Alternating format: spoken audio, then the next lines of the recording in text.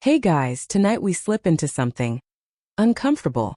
A heavy woolen hood, a greasy leather apron, and the faint smell of iron.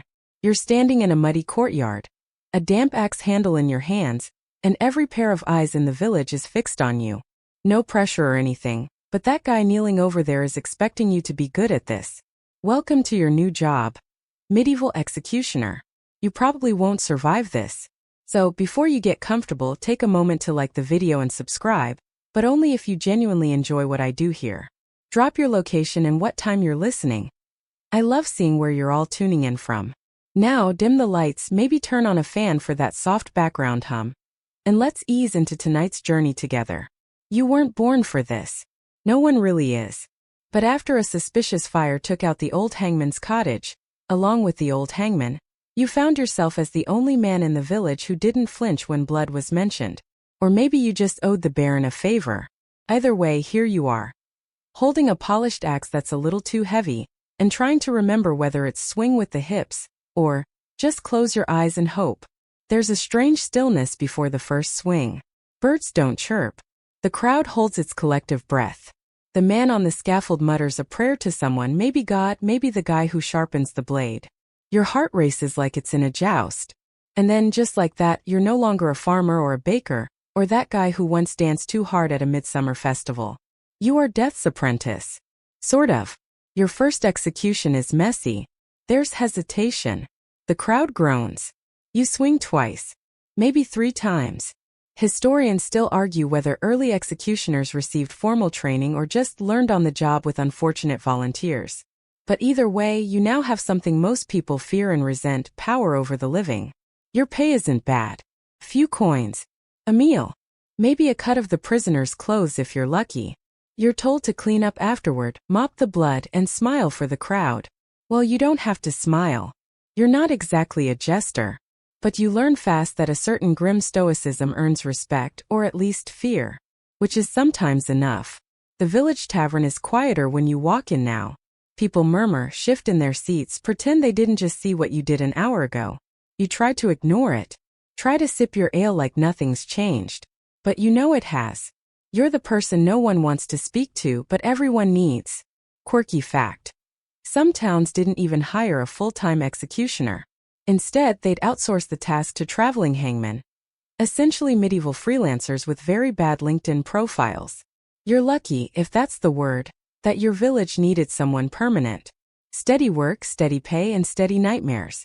There's a moment that sticks with you from your first day. A child, maybe 8, peeking around her mother's cloak as you passed. Her eyes wide. Not scared. Curious. You wonder what she saw in you. A monster? A hero? Just a very tired man with blood on his boots? You go home and scrub your hands until your fingers wrinkle. You soak your clothes in a bucket behind your cottage, hoping no one recognizes the fabric from a criminal's tunic. You sit by the fire and wonder if you'll dream. You do. But not about the man you executed. You dream about standing in a field, holding your axe, while everyone you know slowly turns away. The next morning you're still here. Still breathing. You've joined a very strange fraternity, one that history rarely celebrates. There are no parades for the executioner. No statues. No poems. Just fading names in dusty court ledgers, sometimes just the hangman, if you're lucky. But oddly, you're not alone. Across Europe, hundreds of others share your role. In France, you'd be called Loup Barreau. In Germany, Der Scharfrichter. In England, just the headsman. Same job, same reactions. A mix of awe, disgust, and the occasional fear-fueled flirtation. Yes, some people did marry executioners. Love is blind, but it can apparently also overlook job descriptions. Historians still debate whether executioners were truly feared or just tolerated, like rats in the granary. Useful, but no one invites them to dinner. Still, for all the social cold shoulders and sideways glances, you know one thing for certain. No one messes with you. Not openly. Even the local bully lowers his eyes when you pass. Which is funny, considering you once cried when a goose bit you. The job isn't just about killing. That's what you start to learn. It's ritual. Performance. A dance of morality and law. There are scripts to follow. Final words to listen for. Sometimes a priest is present. Sometimes just a bored guard picking his teeth. But always you are the centerpiece. And strangely over time you grow into it. Not because it gets easier but because you get better. Your hands no longer shake. Your aim improves. You study angles, practice your swing, and even oil the blade like it's a favorite pet. You don't enjoy it but you respect it. You also begin to keep a journal. Just short lines at first. Cloudy day. Man stole bread. One stroke. Or drunk noble. Smiled before the blade. You're not a poet but it helps. Helps you remember these weren't just jobs. They were people. Flawed, unlucky, or just too loud at the wrong feast. Eventually you start giving advice to yourself. Don't lock your knees on the platform. Don't eat before a burning. Always check the rope. You survive your first week. Then a month. Then a year. And each night you sleep a little easier not because the job gets less brutal, but because you realize this is how history happens. One silent, bloody swing at a time. The tools come in a bundle. No one really explains them. There's no user manual. No glossy pamphlet with a grinning medieval mascot and the tagline clean cuts every time. But you figure them out. The axe is obvious, it's weight balance for a swing, not a chop. The blade curves in a wide arc, eager to meet the neck of its next guest. But there's also a rope. Coarse, knotted, and surprisingly short. This one they tell you is for hangings. You practice the knots in your spare time over under loop twist. They call it the hangman's knot. But it's more art than science. Too many loops and the fall won't break the neck. Too few and well the guest dangles too long. You don't want that. Not because you're squeamish, at least not anymore, but because the crowd hates a messy execution. Bad for morale. Worse for business. And then there's the sword. Not for stabbing. It's broad, straight, and pristine. Reserved for noble necks only. That's right, there's classism even in dying. Peasants get rope. Nobles get steel. Because nothing says prestige like being decapitated in style. You also acquire a strange kit over time. A pouch of nails for posting heads. A mallet. A bucket of lye for cleaning. Chalk for marking the execution block. Oh, and a little flask of something strong for the nerves. Let's just say you don't sip it for the taste. Historians still argue whether executioners personalized their tools or followed regional guidelines. Some axes were passed down like family heirlooms. Others mass-produced by blacksmiths who probably never asked what they were for. You sharpen yours yourself. Slowly, methodically. It's oddly meditative. Almost calming. Like gardening but louder. Now let's talk etiquette. Yes, there's etiquette in executing someone. A surprising number of unwritten rules govern your behavior. You don't strike until the sentence is read aloud, even if the prisoner begs for it to be over. You don't speak unless spoken to. Executioners aren't meant to chat. And you absolutely do not gloat. The audience may enjoy the show, but you're not supposed to look like you're enjoying it. You're also expected to be clean. Not fragrant flower bath clean but presentable. Bloodstained rags don't inspire confidence, and nothing ruins an execution's gravitas like slipping on a wet patch of old brain. It's a delicate dance between brutality and solemnity. You are death's instrument, but you must wield that role with restraint. Some towns even require you to bow before each execution, like you're welcoming a guest to a very unfortunate dinner party. One curious custom? Offering forgiveness. Sometimes you're asked to shake hands with the condemned. Symbolic. A gesture of peace before parting. Imagine it. You, the executioner, locking eyes with a trembling man who just confessed to stealing a chicken, and extending your hand like a friendly coworker. No hard feelings, yeah? Quirky fact. In parts of Eastern Europe, executioners wore red, bright crimson tunics that identified them from a distance. Not exactly subtle, but maybe helpful in avoiding awkward conversations at the market. The execution platform, meanwhile, becomes your office. You maintain it like a carpenter might a bench. Boards are scrubbed, nails tightened. Some even decorate theirs, carvings, initials, a charm or two to ward off ghosts. After all, this is where you spend a good portion of your career. You may as well make it yours. There's a story passed among executioners, whispered in back rooms and whispered even quieter when priests are nearby. It's about an axe that sang. Not literally, of course. But one blade, forged in the Black Forest, they say, produced a pure high-pitched note every time it struck. People came from miles around not for justice but to hear the music. Historians dismiss it as folklore, but somewhere, deep in your heart you wonder. You also start to learn small tricks. How to position the condemned just so. How to angle the blade for speed, not splatter. How to judge a rope's strength based on the prisoner's weight. These aren't things they teach you in school. Not that you ever went, but knowledge passed down in nods and muttered warnings. Your tools become an extension of you. You sleep with the axe beneath your bed. You oil the sword before breakfast. You smell rope in your dreams. People talk about the weapon being just a tool, but in your hands it's something more. Quiet promise. A heavy one. Occasionally someone important dies. A duke. A noblewoman accused of treason. Suddenly, your little village isn't so sleepy anymore. Couriers arrive. Guards triple. And you? You dust off the ceremonial sword, polish your boots and practice bowing in the mirror. Executing a noble isn't just a job. It's a performance. And nobles get special treatment. They might be granted a private execution. They might choose the blade over the rope. Sometimes they even tip you. Generously. After all, it pays to be courteous to the man holding your afterlife in his hands. One noblewoman you'll never forget. She walked up the platform in silk slippers, smiled faintly and said, "Let's not dawdle, shall we?" You admired her poise. Her nerve. And as you swung the sword you swore for just a second, you heard that high-pitched note like wind through glass. You're not just the tool wielder anymore. You're part of the ceremony, the culture, the twisted pageantry of medieval justice. Like a weirdly macabre wedding planner, making sure every detail is just right. Only with fewer flowers and more shackles. Of course mistakes happen. Not all rope knots hold. Not every platform is secure. You keep a hammer nearby for quick repairs.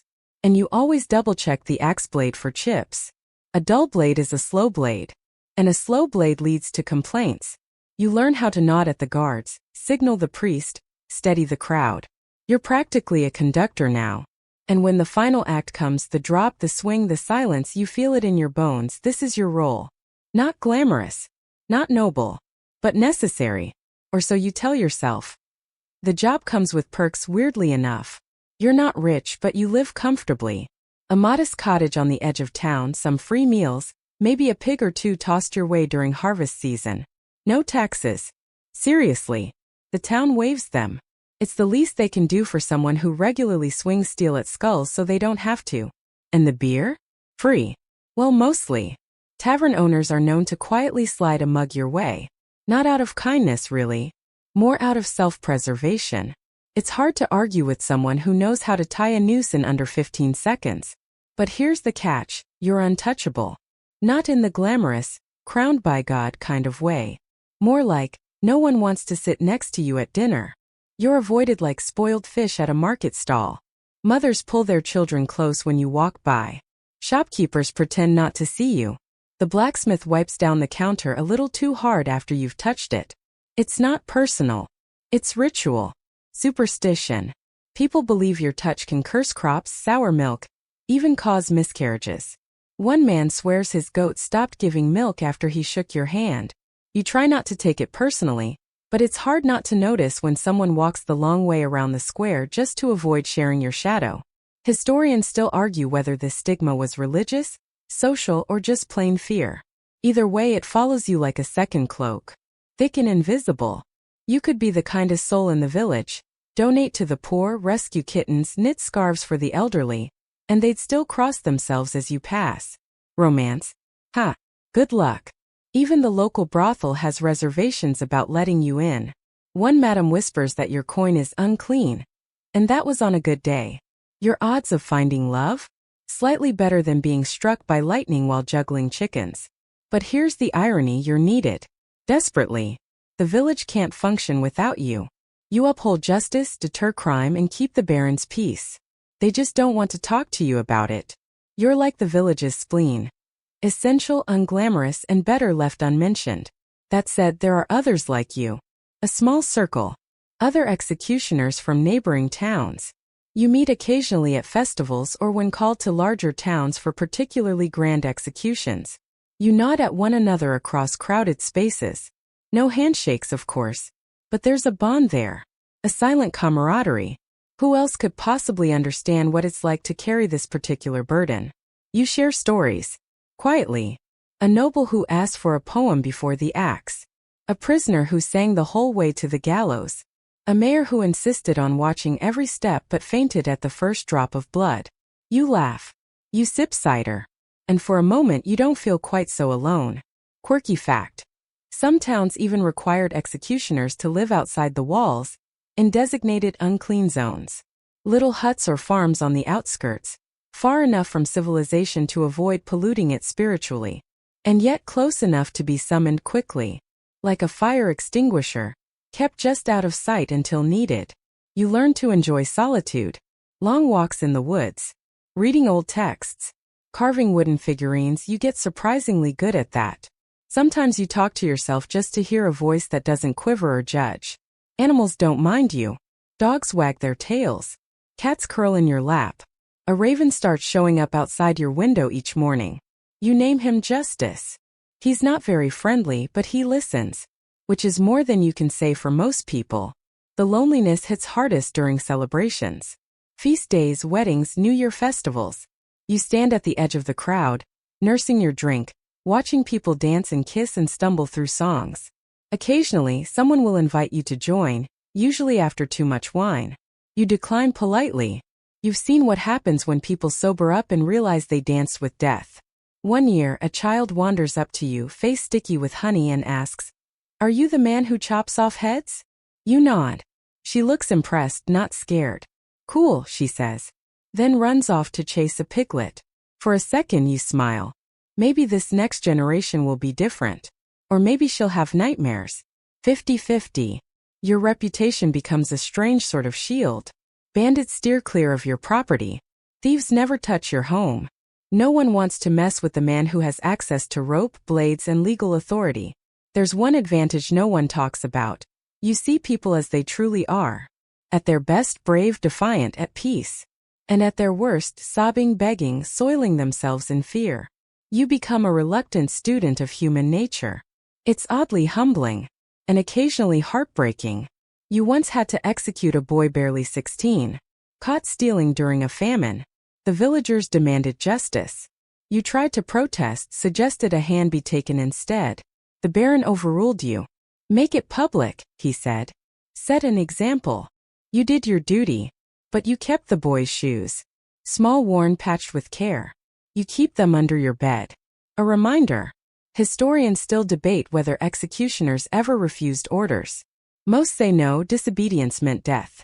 But rumors persist of those who walked away, vanished into the woods, took up new names. You think about that sometimes.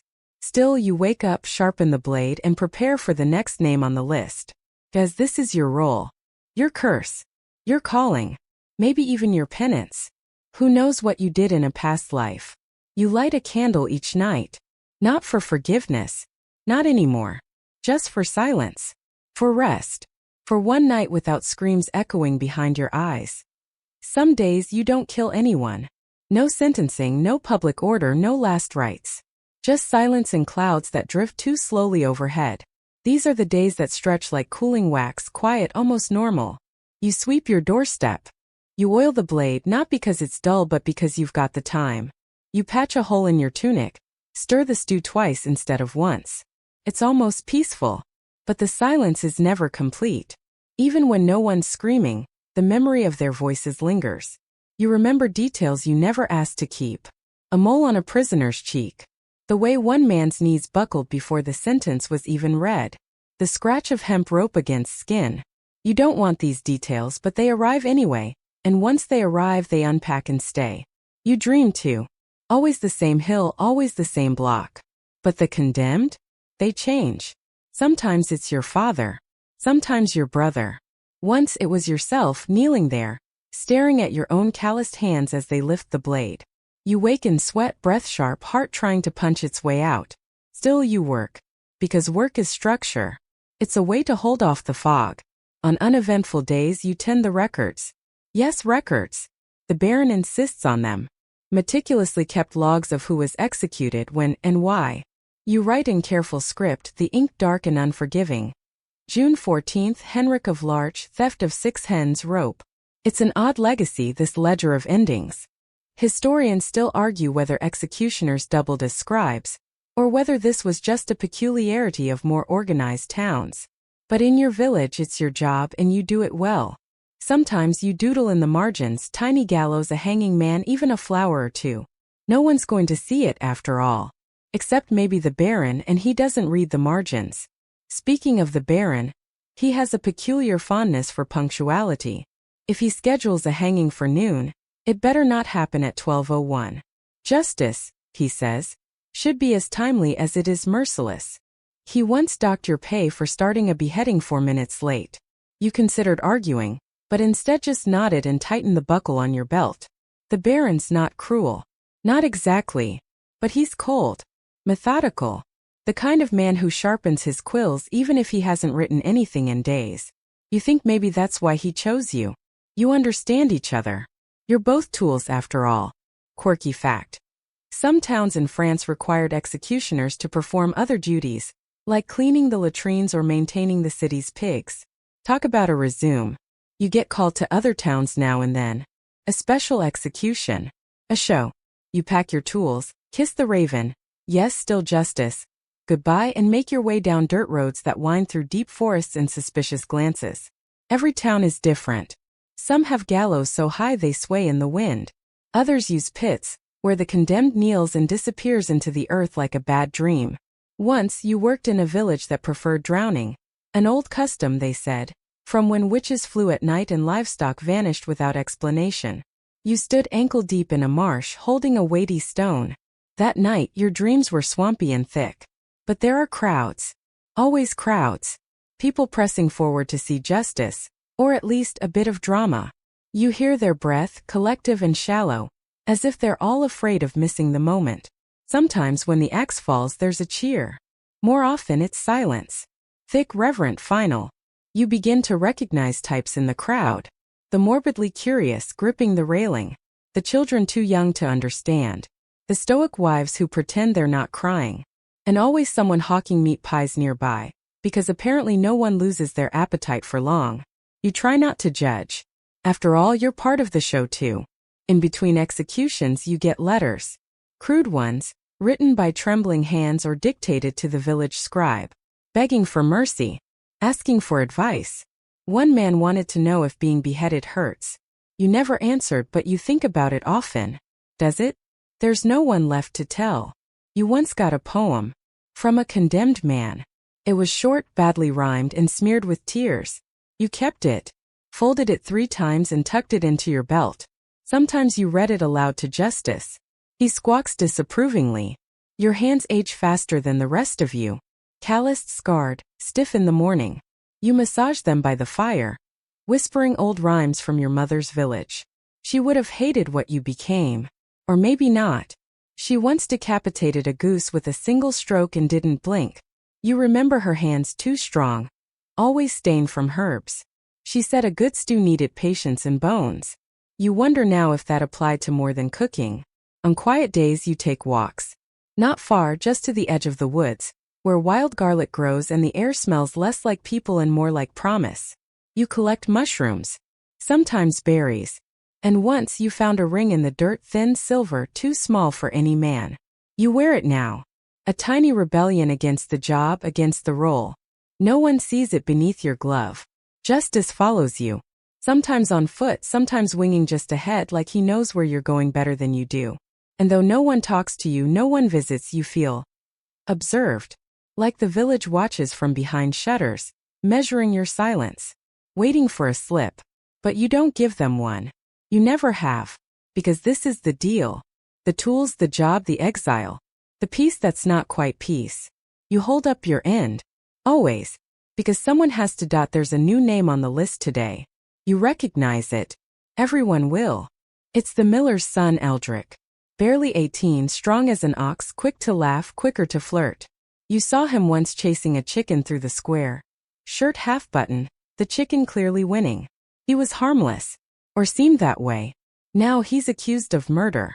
Not some back alley scrap either. The Baron's own steward, found with a knife in his chest and half his coin purse missing. They say Eldrick was drunk. That he confessed. But you know the steward. And you know Aldrich. One has more enemies than fingers. The other wouldn't kill a goat without apologizing first. Historians still argue whether executioners ever investigated the truth behind their orders. The official stance is clear. You are the blade, not the judge. But you aren't made of wood. The mind wanders. The heart murmurs doubts. You find yourself staring at Aldrich's name longer than usual as you ink it into the log. The quill hesitates. You nearly blot the page. It's a mistake you haven't made in years. The town is buzzing louder than usual. Everyone's whispering about the steward's debts, his affairs, his temper. A few even say they saw him arguing with a merchant the day before he died. But that talk is quiet. Fear lives longer than truth. You sharpen the axe anyway. What else can you do? You can't stop the wind from blowing. You can't stop the rope from tightening. But still, you polish the edge too long. Your reflection looks back at you, warped and uncertain. That night the raven doesn't come. The next morning Aldrich is brought to the square. Hands bound, lips split. He looks around like he's expecting someone to wake him up. You feel a familiar tightness in your chest, like winter air and buried guilt. There's a crowd, of course, bigger than usual. The miller stands at the front, fists clenched, face like cracked leather. You make eye contact for the briefest second. He doesn't blink, doesn't beg, just watches. The baron reads the sentence himself. That's rare. Usually he lets the bailiff do it. But this time he wants to be seen. He wants them to know who holds the scales. You try not to watch Aldrich as he kneels. Try not to notice the tremble in his hands, the way he whispers something. Not to you, not to the crowd, but to the sky. You think maybe it's his mother's name. The axe is heavy. Not in weight. You've lifted it thousands of times. It's heavy in memory. In implication. You swing. There's silence. Then a cheer. Then footsteps. Then the scrape of boots on gravel as they drag the body away. You clean the blade on the same cloth you always use. Fold it twice. Tuck it in your belt. Routine. But that night you don't light a candle. You sit in the dark, the axe beside you, its edge catching the moon. Justice still hasn't come back. You wonder if he knows something you don't. Or maybe he just doesn't want to look at you right now. The next morning you visit the mill. Unannounced. You stand at the edge of the property watching the wheel turn. No one sees you. Or maybe they do and pretend not to. You leave a loaf of bread on the doorstep. It's not much, but it's something. You walk back before the sun clears the trees. Quirky fact. In some parts of the Holy Roman Empire, executioners moonlighted as healers, setting bones, brewing salves, even delivering babies. Death in one hand, life in the other. Maybe that balance made the work easier. Or maybe it made it worse. You tried to imagine Aldrich's life if things had gone differently. Maybe he'd have married the baker's daughter. Maybe he'd have taken over the mill. Maybe he'd still be chasing that chicken. But imagining doesn't change the ink in the ledger. You think about asking the baron for answers. About pressing him. But the last man who questioned a verdict now grows vegetables in silence, somewhere 3 villages over. Still you wonder. Wonder more than usual. The doubt is a seed, and you feel it stretching roots. Justice returns on the 4th day. He doesn't croak, doesn't peck. Just settles on the windowsill and watches you. Like he's waiting. You go back to work. There's a man accused of horse theft. Then a woman who tried to poison her husband. He lived, but only because she accidentally used parsley instead of hemlock. You wonder if that counts as attempted murder or culinary confusion. Each case you go through the motions. Record. Prepare. Execute. Record. You do it because you're the one who must. Because the law doesn't carry itself. But something is different now. The blade feels heavier. The cheers sound thinner. Even the silence has an edge to it, like breath held too long. You try not to think about Aldrich. About how sure everyone was. About how quickly the town moved on. But memory is a stubborn thing. Like mud on boots. You can scrape and scrub, but it never quite comes off. You start dreaming again. Not of executions. Not of crowds. Just Aldrich chasing that chicken, laughing like he's got all the time in the world. You wake up tired. You're summoned to the castle. This doesn't happen often. Usually, messages come via a boy with muddy boots and too much enthusiasm. or through folded parchment sealed with the Baron's wax. But today the knock comes early, slow and deliberate. You open the door to find 2 guards, silent and already turning away. No explanation needed. You follow, of course. You don't get to say no. The walk up the hill feels longer than usual. The castle looms, not in grandeur but in stubborn stone. More fortress than fairy tale. Its walls are thick with ivy and the scent of damp secrets. You've been inside twice before. Once to accept the job, and once to receive a gift that turned out to be an ornately carved tankard with your name misspelled. You're led into the solar where the Baron waits. He's sitting by the hearth, not reading, not writing. Just staring into the flames like they might offer some kind of divine customer service. Sit, he says without looking. You do. There's a silence.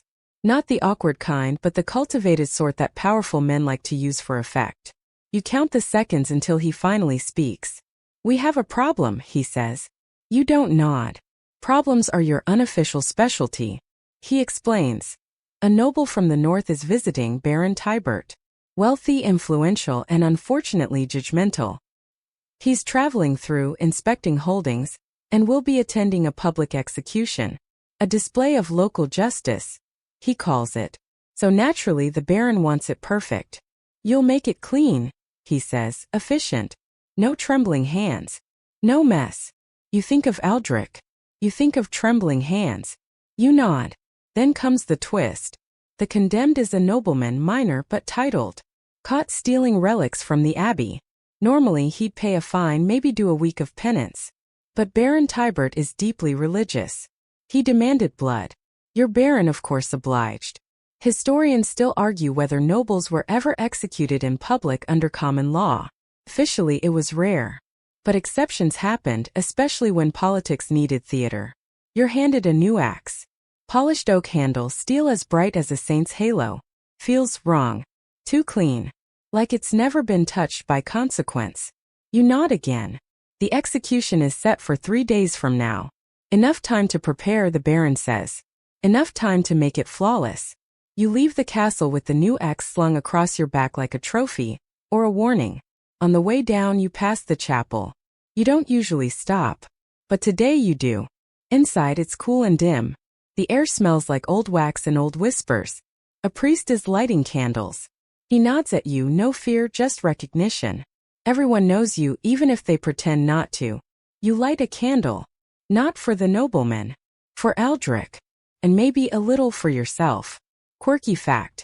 In medieval Spain, executioners were required to sleep outside the city walls.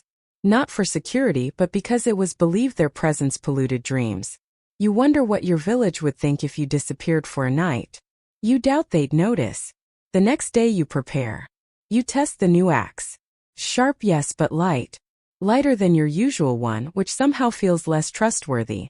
You run drills, swinging at bundles of hay, at logs, at old meat. Justice watches from a beam overhead, head tilted. You can almost hear him thinking. Really? Hey. You polish your boots. You wash your tunic. You braid your hair back, tighter than usual. The villagers will be watching. The noble will be watching. You can't let the blade waver. And then the day comes. The square is packed. Nobles on one side, peasants on the other, divided by a rope and a row of guards who look like they haven't blinked all morning. You see Baron Tybert, dressed like a portrait, rings, fur, the works. He's frowning already. The kind of man who eats pickled things and expects applause. The condemned is a slender man in fine but muddied clothes. He walks like someone not used to walking. Knees too stiff, chin too high. He doesn't cry. Doesn't beg. Just stares at the crowd like they're the ones on trial. You step forward. The axe gleams. The execution is clean. One stroke. No twitch. No scream. The crowd is silent. Then murmurs approval. Baron Tybert nods. The Baron looks pleased. You don't. The man's head is taken away in a velvet sack. The body too. The axe is cleaned and returned to its box. Not your box, the Baron's. This one was a performance after all. Afterward, Baron Tybert approaches you. You've done well, he says. Precise. Unsentimental. You bow your head. You ever consider court work? He adds. There's a need for your type in the capital. More pay. Less mud. You don't answer. You look past him to the village. To your cottage. To Justice. I'll think on it, you say. He laughs. Take your time. We'll be back through in spring. You're dismissed with a nod. Like a servant. Like a tool. That night, you sit with your old axe across your lap. The new one is gone, probably locked in a velvet box somewhere. You feel a strange emptiness. Not grief. Not guilt. Just space where something should be. You pour a drink. The fire crackles. Justice preens one wing unfazed. I could leave, you say aloud. I could go to the capital. He doesn't respond. Ravens are good listeners like that. You stare at the flame and imagine it smaller, fainter. Far away in a fireplace not your own. But when you close your eyes you see the mill. The chicken. The bread on the doorstep. You're not sure you want to be clean. You're not sure you ever were. It's been a quiet week. No names added to the ledger. No knocks on the door. No ravens even. Just long, slow days where the village moves through its rhythms. Grinding grain, boiling turnips, losing chickens. You almost forget you carry a job title that makes children pretend not to see you when they walk by. Almost. You spend your time doing small things. Fixing the thatch on your roof. Oil the hinges of your gate so they stop sounding like a ghost mid-sneeze.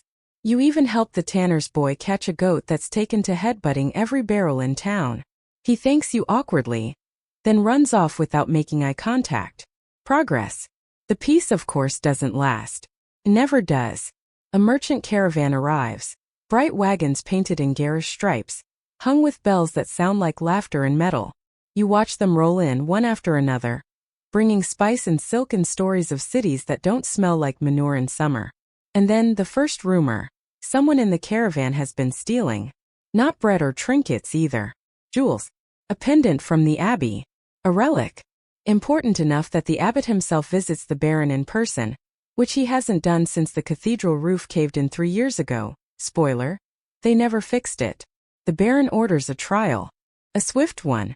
Just for show. The accused? A young woman named Sabine. One of the caravan dancers. She's slender, all wiry grace and bare feet and hair like tangled rope. You've seen her once, twirling at dusk while the blacksmith's children clapped like their hands were on fire. Sabine doesn't plead. Doesn't explain. Just shrugs. They told me to smile, she says. I smiled. That's not an admission. But it's not a denial either. Historians still argue whether medieval courts offered true defense for the accused. In theory, yes. In practice, not so much, especially if the accused was foreign, female, or fun at parties. You attend the trial. It's short. The abbot insists on harsh punishment. Blasphemy, he says, for stealing a holy item. The merchant master barely defends her. The Baron nods along. Sabine stands in the middle, barefoot on cold stone, and watches her fate bloom like rot. The sentence, branding. Not death. Not exile. Just pain. A mark across the collarbone. Something to tell every town after this who and what she's been deemed. You are ordered to do it. It's not your usual work. But close enough. Flesh. Iron. Judgment. They hand you the brand. A small ornate V for voleur. Thief. Sabine watches you approach like she's watching a play. Detached. Curious. You feel your grip tighten on the iron's wooden haft. She doesn't flinch. Not even when the brand hisses against her skin. The crowd flinches for her. You think that takes more courage than anything you've done in months. Afterward, she's left in the square to cool. The caravan is told to move on. No further punishment, no appeal. The Baron is pleased. The abbot smirks. You can't help but feel you've just written a curse in smoke. You return home and throw the brand into your hearth. It doesn't melt. Just sits there like it knows it won. That night, justice doesn't come. Again. You dream of Sabine dancing, flame-bright and laughing. The brand glows on her skin like jewelry. Quirky fact. In parts of medieval France, convicted thieves were made to sing confessions while wearing elaborate hats shaped like the stolen item. Imagine a man parading through town in a 2-foot-tall loaf of bread. Somehow you think Sabine would have preferred the hat. You see her the next morning. She hasn't left. She's sitting on the fountain's edge, shirt collar open, the brand exposed like a badge. You approach unsure why. You should have run, you say. Where? She replies. This is as far as I got. She doesn't look at you with fear. Just Curiosity. Like she's still watching that same play and waiting to see what role you'll take next. You don't know how to respond, so you offer her bread. She takes it. You going to kill me next time? She asks between bites. Hope not, you answer. She grins then winces. The brand's still fresh. Still angry. You sit for a moment beside her. No one else approaches. Not out of fear. Just out of discomfort. Like looking at her might mark them too. I wasn't guilty, she says finally. I figured. Then why'd you do it? You think for a long time. Because I always do it, you say. She nods. Like she expected that. Like it confirms something she already knew. That afternoon the caravan leaves. Sabine goes with them riding on the back of a wagon waving like a queen. The village exhales relieved. Things can return to normal. Bread. Turnips. Chickens. But not for you. You keep thinking of that mark. Of the heat. Of her expression. You open the ledger and draw a line through the space where her name would have gone. A gesture. Nothing more. But it helps. A little. Later you sharpen your axe. Not because it's needed. Because it gives your hands something to do. And because deep down you know there'll be another name soon. There always is. The days get shorter, the cold creeps in, and winter arrives like an aging uncle. Unwelcome, loud, and determined to stay too long. You throw another log on the fire and sit with your feet up, watching frost fingers trace the inside of your window. Outside the village slows. People shuffle more than walk. Conversations happen in huddles, tight and steamy with breath. Even the chickens are quieter. Less squawking, more glaring from the safety of their coops. Justice returns after 3 days. He lands on your roof like a judgment from heaven, then waddles in through the loft hatch with a look that says, "What did I miss, and was there cheese involved?" You toss him a scrap of salted pork. He grumbles and eats it anyway. One morning, a boy comes sprinting down the lane. Not unusual. There's always one boy who runs everywhere like it's a competitive sport. But this one's different. He's from the next village over. Red-faced, panting and clutching a note. You open it and read slowly. Then you read it again.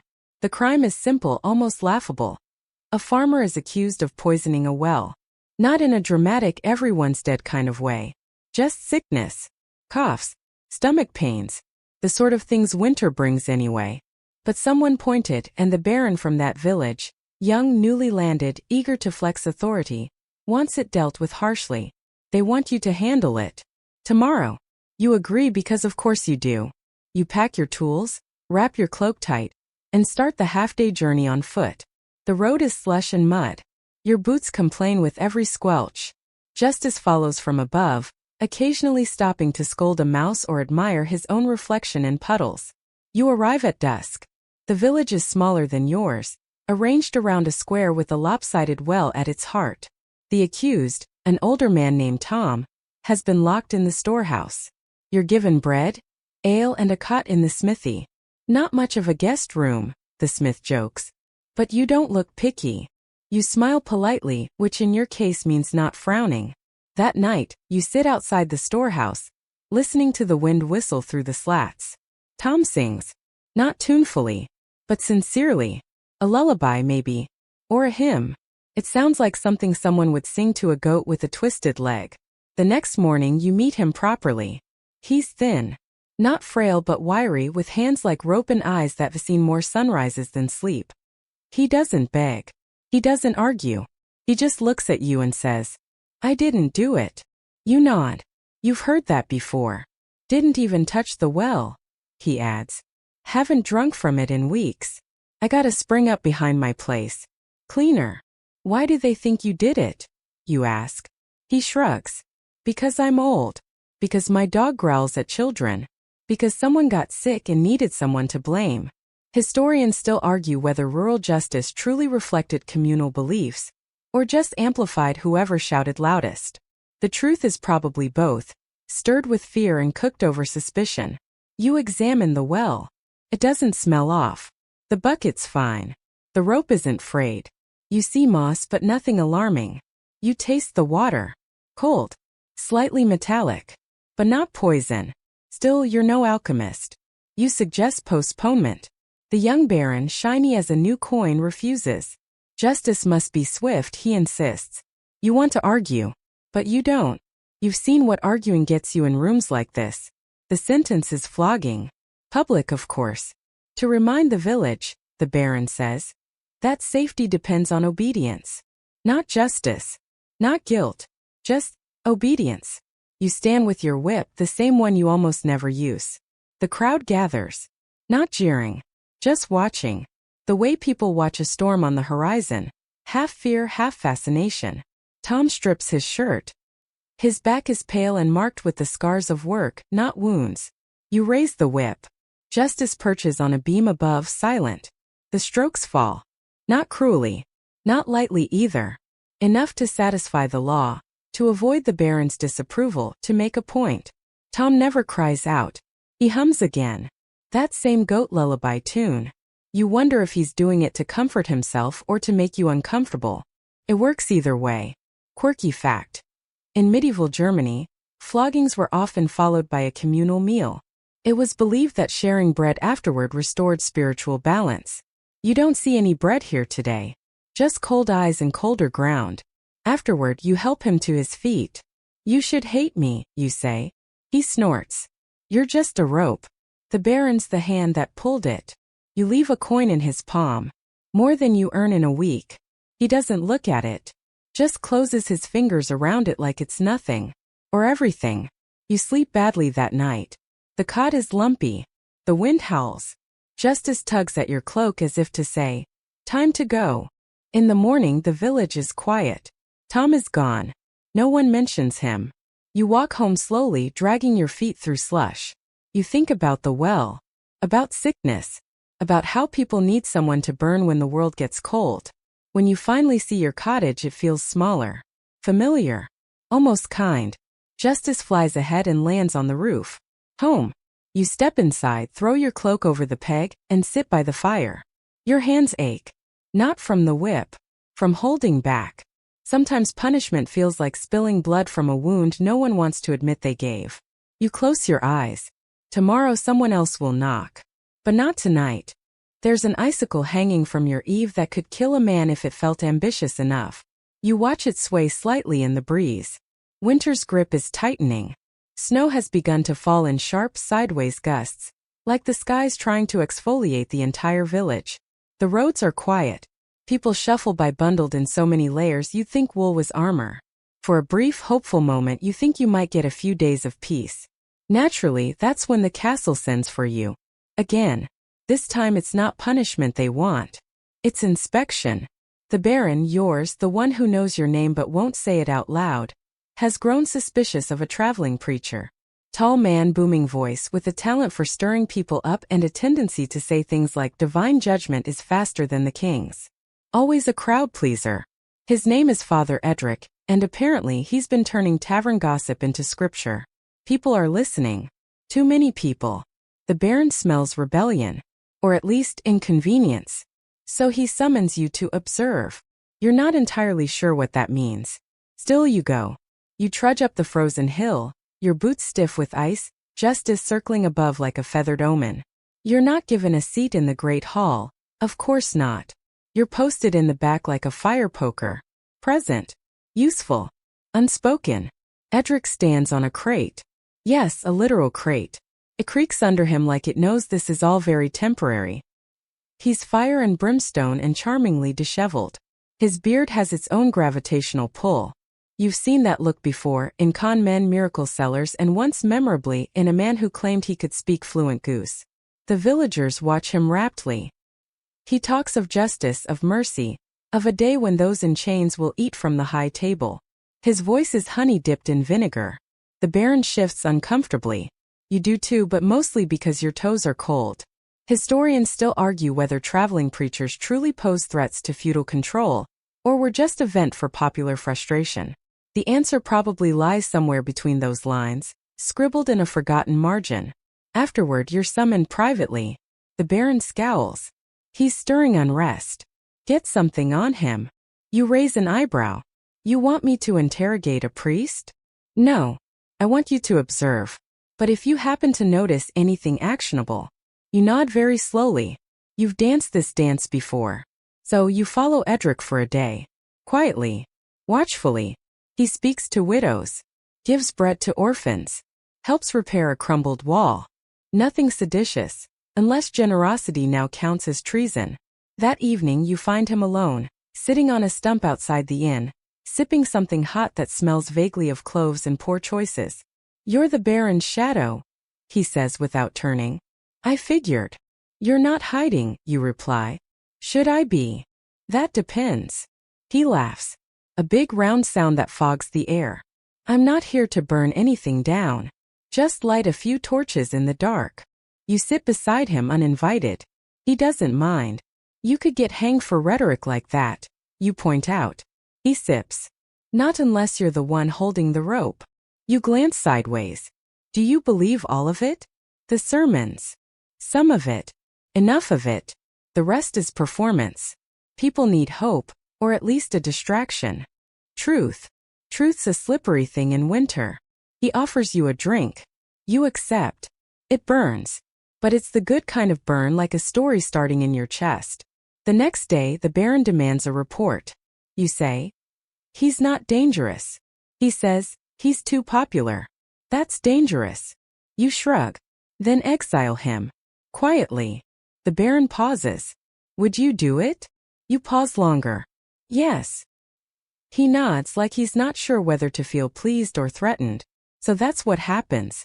Edric is told to leave. No gallows. No branding. Just a polite nudge and a horse with dubious knees. Before he goes, you find him again. "You got lucky," you say. "I got watched by someone with a conscience," he replies. "That's rarer than luck." Quirky fact. In some medieval towns, priests who stepped out of line were forced to preach in silence. A literal punishment where they stood at the pulpit, miming a sermon like sanctified mimes. You're not sure if that's better or worse than exile. Edric rides off at dawn. You watch until he's just a shadow against the snow. He doesn't wave. You respect that. Later you return to your cottage. Justice hops onto the table and knocks over a bowl as if to say, "No excitement for me?"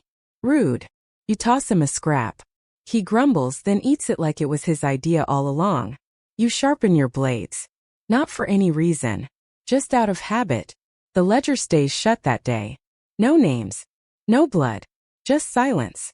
And sometimes that's the strangest part of all.